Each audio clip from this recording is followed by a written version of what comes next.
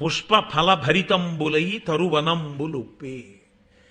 అరణ్యాలన్నీ కూడా లేదా చెట్లు ఎక్కడెక్కడున్నాయో అక్కడ పూలతో పళ్ళతో శోభస్కరంగా ఉన్నాయి. అసలు లోకంలో ఒక లక్షణం ఉంది. చెట్టుకి పువ్వు కొయ్యడం అనేటటువంటిది, చెట్టుకు పండిన పండు కొయ్యడం అనేటటువంటిది చాలా జాగ్రత్తగా సున్నితంగా పాటించవలసినటువంటి విషయం.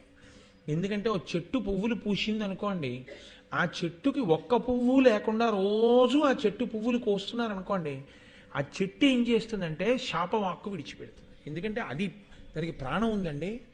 అది దేవతాంశ కలిగినటువంటి చెట్లుంటాయి కొన్ని.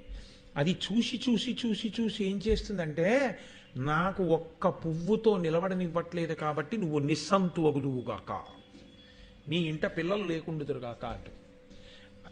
ఇప్పుడు మనం ఏం చేస్తున్నామంటే, మార్నింగ్ వాక్ ఎడితే కుక్కల భయానికి